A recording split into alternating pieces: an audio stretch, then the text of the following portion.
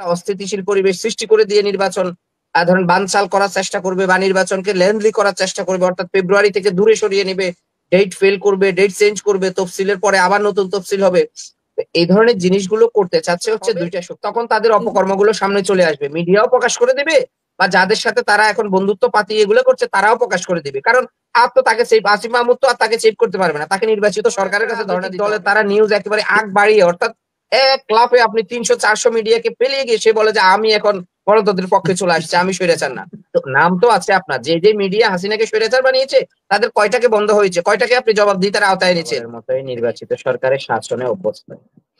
আমি যদি আপনাকে ভুল না বলি, আপনি ধরেন পাকিস্তানের সময় 23 বছর দেখেন, সেখানে আপনার অনির্বাচিত সরকার ছিল, অর্থাৎ এই পূর্ব বাংলার কোনো নির্বাচিত প্রতিনিধি সেইভাবে ছিল না বা নামে মাত্র ছিল। হাসিনার আমলে যেরকম ওই কনস্টিটিউশনের এমপিরা ছিল, তো মানুষ হচ্ছে ধরেন আপনি অনির্বাচিত সরকারকে খুব বেশি দিন খাওয়াতে পারবেন না, যদিও সে ডেভেলপ করে, যদিও সে সংস্কার করে। মানে আমি যদিও বললাম, কেন দুইবার যদিও বললাম, কারণ হচ্ছে আপনি দেখেন, আপনি ধরেন এই সরকার এখন বলছে তো ফেব্রুয়ারিতে নির্বাচন দিবে, সরকার কোনো কারণে বলুক যে আগামী জুনে নির্বাচন দিব বা এই সামনের বছরের ডিসেম্বরে দিব, দেখেন সরকার কিন্তু অজনপ্রিয় হয়ে যাবে এবং একটা মুভমেন্টের দিকে দেশ যাবে। তো এজন্য আমি বলছি যে আপনি যেভাবেই সংজ্ঞায়িত করেন না কেন, বাংলাদেশের মানুষ অনির্বাচিত সরকারকে সহ্য করে না বলে 5ই আগস্টের মহান গণ অভ্যুত্থান হয়েছে। বাংলাদেশের মানুষ অনির্বাচিত সরকারকে সহ্য করে না বলে 71 সালে নির্বাচনে ক্ষমতা বুঝিয়ে দেয় নাই 70-এর, এজন্য 71 সালে মহান মুক্তিযুদ্ধ হয়েছে।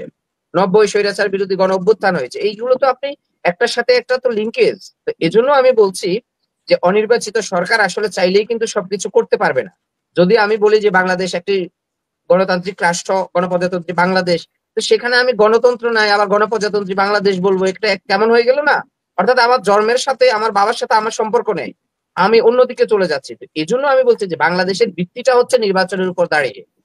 সুতরাং নির্বাচনকে প্রতিহত করবে, নির্বাচনকে দেবে না বা নির্বাচন হবে না, এই ধরনের কথা যারা বলে, আমি মনে করবো যে তারা অসুস্থ রাজনৈতিক চর্চা করে এবং জনগণের কাছে তাদের কোনো দায়বদ্ধতা নেই। যদি জনগণের কাছে তাদের দায়বদ্ধতা থাকতো, জবাবদিহিতে থাকতো, তাহলে অবশ্যই তারা জনগণের মতামতকে মূল্যায়ন করতো। জনগণের মতামতকে মূল্যায়ন করার একটাই উপায়, সেটা হচ্ছে অবাধ, সুষ্ঠু, নিরপেক্ষ নির্বাচন। আমি মনে করি যে এই আপনি পাবলিক সেন্টিমেন্ট থেকে যেই দল যতটুকু দূরে চলে যাবে, সেই দল কিন্তু আগামী দিনে খুব বেশি সার্ভাইভ করবে কিনা সেটা আমি জানি না, সেটা আপনি জনগণের উপর ছেড়ে দিবেন। এখন আসেন কি, নির্বাচন হবে কি হবে না, নির্বাচনকে যারা প্রতিহত করতে চাচ্ছে বা ধরেন বাংলাদেশে একটা অস্থিতিশীল পরিবেশ সৃষ্টি করে দিয়ে নির্বাচন ধরেন বানচাল করার চেষ্টা করবে বা নির্বাচনকে লেন্থলি করার চেষ্টা করবে, অর্থাৎ ফেব্রুয়ারি থেকে দূরে সরিয়ে নিবে, ডেট ফেল করবে, ডেট চেঞ্জ করবে, তফসিলের পরে আবার নতুন তফসিল হবে। এই ধরনের জিনিসগুলো করতে চাচ্ছে হচ্ছে দুইটা শক্তি, একটা হচ্ছে দিল্লির দোসররা, আর একটা হচ্ছে এই গণ অভ্যুত্থানের যেই ধরেন যারা মধু খাচ্ছে তারা, অর্থাৎ গণ অভ্যুত্থানকে যারা ভাঙিয়ে বিক্রি করে খাচ্ছে, তারা নির্বাচন চাচ্ছে না, তারা লেনলি করতে চাচ্ছে। এবং স্বৈরাচারের দোসররা, দিল্লির দোসররা, তারা বাংলাদেশে গণতান্ত্রিক সরকার চায় না। অর্থাৎ যে কোনো মূল্যে তারা ডক্টর মোহাম্মদ ইউনূসকে ব্যর্থ করে বাংলাদেশে একটা অন্যদিকে নিয়ে যেতে চায়। তারা ডক্টর মোহাম্মদ ইউনূসের পতনের পরে বা পদত্যাগের পরে বাংলাদেশে গণতান্ত্রিক সরকার শপথ নিবে, বাংলাদেশ আবার গণতান্ত্রিক ধারায় ফিরে আসবে, তারা সেটা চায় না। এটা একদম স্পষ্ট মেসেজ আপা। সেই জন্য আমি বলি, দেখুন আসলে দিন শেষে আপনি যাই বলেন না কেন, নির্বাচন আপনাকে দিতে হবে। তা আমি মনে করি আমাদের প্রধান উপদেষ্টা, প্রধান নির্বাচন কমিশন অর্থাৎ চিফ ইলেকশন কমিশন এবং চিফ অফ আর্মি স্টাফ, উনারা তিনজন বদ্ধপরিকর নির্বাচনের ব্যাপারে। আমি তো মনে করি না যে এই মুহূর্তে বাংলাদেশে এমন কোন বড় রাজনৈতিক দল আছে বা এমন কোন শক্তি আছে যারা নির্বাচনকে চ্যালেঞ্জ করবে, যারা জনগণের মতামতকে চ্যালেঞ্জ করে তারা অন্য কিছু ঘটাবে বা ঘটাতে পারবে, ঘটাতে চাচ্ছে। এখন আসেন আপনি নির্বাচন ধরেন হয়তোবা আপনি অবাধ, সুষ্ঠু, নিরপেক্ষ নির্বাচন 100% হবে, সেখানে আপনি যদি বাধাগ্রস্ত করেন সেখানে 90 হবে, 80 হবে, কিন্তু ইলেকশন হবে। আমি আপনাকে বলছি চ্যালেঞ্জ দিয়ে, আপনি বাধা সৃষ্টি করতে পারবেন কিন্তু ইলেকশন বানচাল করতে পারবেন না। আমি মনে করি এগুলোর সাথে নির্বাচনের কোনো সম্পর্ক নাই। এবং এই মুহূর্তে আমাদের প্রধান উপদেষ্টা আমাদের একটা ধরেন আমি আপনাকে ওপেনলি বলছি, যদিও সেটা সমালোচনা হয়ে যায়, আমরা একটা জায়গায় দুর্বল ছিলাম। ধরেন যখন জল্পনা কল্পনা আসছিল, নির্বাচনের ডেট ঘোষণা করা নাই, তখন আমরা অনেকে বললাম হয়তো আমাদের প্রধান উপদেষ্টা ক্ষমতাকে লেনলি করবে বা তিনি নীতি সংস্কারের নামে দীর্ঘদিন থাকতে চাবে। কিন্তু আমাদের সেই ভুলগুলো ভেঙে তিনি যখন নির্বাচনের তফসিল বা ডেট ঘোষণা করে দিলেন, তখন আমি মনে করি যে আমাদের শতভাগ আমরা আস্থা আছে নির্বাচন বাংলাদেশে হবে, এবং কোন ক্রাইটেরিয়াতে হবে, কত ভাগ অবাধ সুষ্ঠু নিরপেক্ষ হবে, সেটা তো আপনার সবাই ধরেন রাজনৈতিক দলগুলো এবং সরকার বিভিন্ন ধরেন আপনার আইন শৃঙ্খলা বাহিনী সবার একটা সম্মিলিত। দেখুন, আমি মনে করি যে আসিফ মাহমুদরা এই সময় হচ্ছে জুলাই গণ অভ্যুত্থানের একজন বিতর্কিত ব্যক্তি। সুতরাং ওই বিতর্কিত ব্যক্তিদের প্রত্যেকটা কথা আমরা কোট করে সেটাকে আমলে নিয়ে আমরা টকশোতে আলোচনা করবো, অত সময় আমাদের নেই। আমাদের প্রধান উপদেষ্টা যেটা বলবে সেটাকে আমরা কোট করে আলোচনা করব। আমাদের চিফ ইলেকশন কমিশন যেটা বলবো সেটাকে কোট করে আলোচনা করব। আমাদের সেনাপ্রধান যেটা বলবে সেটাকে আমরা কোট করে আলোচনা করব। প্রধান বিরোধী দলগুলো জামাতের আমির যেটা বলবে সেটাকে কোট করে আলোচনা করা যায়, মানলাম। মির্জা ফখরুল ইসলাম আলমগীর, তারেক রহমান, খালেদা জিয়া, এর বাইরে তো আপনি কোট করতে পারবেন না। আপনি কোথায়কার কোন উপদেষ্টা, সে দাঁড়ালে তার এলাকায় চেয়ারম্যান হবে নাকি? সে তার কথা নিয়ে আমরা আলোচনা করব, সে কি করবে না করার, যে সে যা মতো তা করুক। যখন তফসিল ঘোষণা হবে তখন আসিফ মাহমুদেরকে এই দুর্নীতি দমন কমিশন সচল হবে। আমি আপনাকে বললাম, প্রত্যেকটা জায়গায় তাদের যে দুর্নীতি আছে, অনিয়ম আছে, সেগুলো আস্তে আস্তে সামনে চলে আসবে।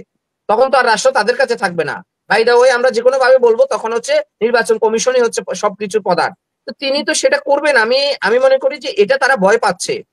যখন তফসিল ঘোষণা হবে তখন তাদের অপকর্মগুলো সামনে চলে আসবে, মিডিয়াও প্রকাশ করে দেবে, বা যাদের সাথে তারা এখন বন্ধুত্ব পাতি এগুলো করছে তারাও প্রকাশ করে দিবে। কারণ আর তো তাকে সেভ, আসিফ মাহমুদ তো আর তাকে সেভ করতে পারবে না, তাকে নির্বাচিত সরকারের কাছে ধর্ণা দিতে হবে, যে আসবে তার কাছে। সুতরাং এত বাংলাদেশে শুনেন, বাংলাদেশের আমলারা হচ্ছে খুবই দ্রুত এবং দুষ্ট। তারা সবসময় বৃষ্টি যেদিকে আসে ওইদিকে ছাতা ধরে। তা আসিফ মাহমুদের দিকে ছাতা ধরার সময় শেষ। আমি আপনাকে চ্যালেঞ্জ করলাম, এই যাদেরকে নিয়ে সেগুলো করছে তারাই সর্বপ্রথম রাজসাক্ষী হবে যে আসিফ মাহমুদ আমার থেকে এটা করছে, আমাকে অবৈধভাবে এটা করে চাপ বাধ্য করছে, কত কিছু হবে দেখবেন। সুতরাং এই ধরনের বিষয় নিয়ে আমাদের, আমি মনে করি, আলোচনা করার বিষয় না। আপনি প্রধান উপদেষ্টার কথাকে কোট করবেন, বিশেষ করে আমি যে নামগুলো বলেছি এর বাইরে আপনি ধরে ধরে সবার কথাকে কোট করে, আসলে আপা আমরা মনে করি যে আমরাও আলোচনাকে ভিন্ন দিকে নিয়ে যাচ্ছি। আমরা অবাধ সুষ্ঠু নিরপেক্ষ নির্বাচনের জন্য রাষ্ট্রকে কি সহযোগিতা করতে পারি একজন নাগরিক হিসেবে, একজন রাজনৈতিক দলের প্রধান হিসেবে, আমরা সেগুলো নিয়ে আলোচনা করবো। যে জনগণের ভোটের আসলে প্রয়োজনীয়তা কতটুকু, জনগণকে আমরা সেটা বুঝাবো এবং জনগণকে বলবো। এই ধরনের বিষয়গুলো নিয়ে আলোচনা হবে। আপনি রুমিন পারানা কি বলেছে, ও কি বলেছে, আমি দেখছি যে আসলে মানে ছোট ছোট ব্যক্তিগত বিষয়গুলোকে জাতীয়ভাবে নিয়ে আসা হচ্ছে। এই যে সারওয়াত তুষার কি বলেছে, আরে ভাই, সে যা বলার বলুক না, সেটা নিয়ে তো আমাদের একেবারে রাউন্ড টেবিলে বসে টকশো করার মতো পরিস্থিতি হয় নাই। বাংলাদেশের রাজনৈতিক কালচার এত নিচে নেমে যায় নাই। এগুলো নিয়ে ব্যস্ত রাখা হচ্ছে, এটা একটা মানে এটাও একটা পলিসি যে ব্যস্ত রাখা। এটা একটা না, এগুলো যদি আমরা পাত্তা না দিই, আমরা যদি এগুলো নিয়ে ব্যস্ত না থাকি, তাহলে তো তারা আমাদেরকে ব্যস্ত রাখতে পারবে না।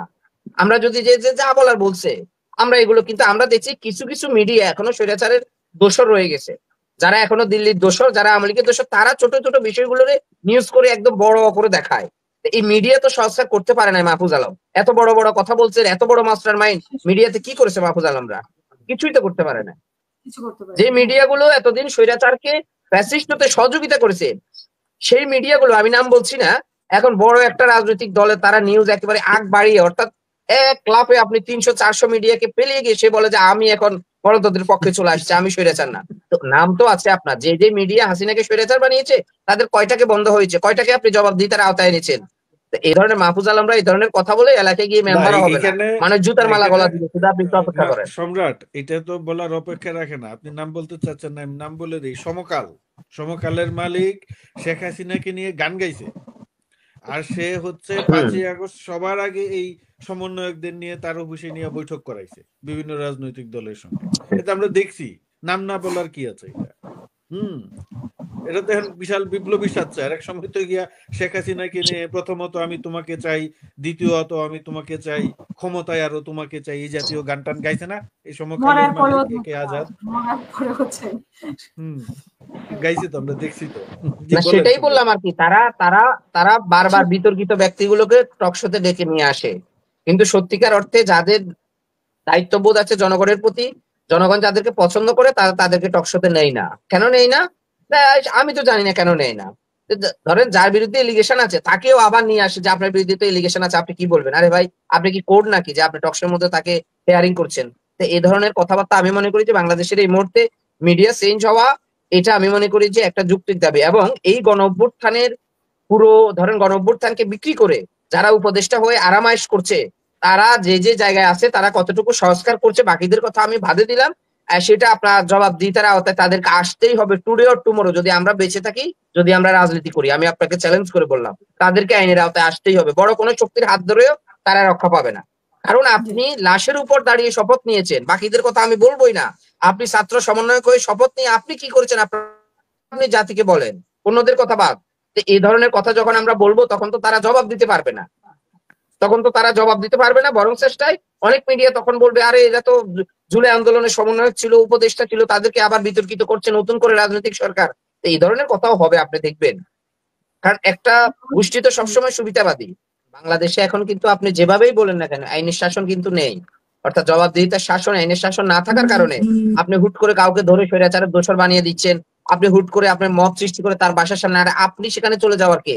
আপনি শান্তিপূর্ণভাবে প্রেস ক্লাবের সামনে মানববন্ধন করতে পারেন, আপনি গণতান্ত্রিক ভাবে শহীদ মিনারে কথা বলতে পারেন, শাহবাগে আপনি দাঁড়াতে পারেন, তার বাসার সামনে গিয়ে তাকে নেমে জবাই করে দিবেন আপনি। এই ধরনের সংস্কৃতি তো আমরা চাচ্ছি না।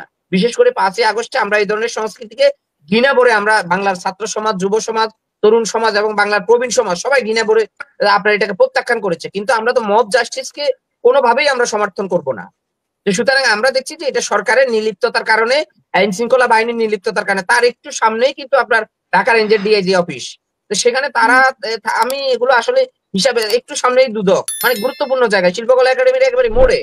তো এই ধরনের জায়গায় যদি আপনি মব জাস্টিস হয় তাহলে গ্রামের অজয় পাড়া গায়ে কি হবে?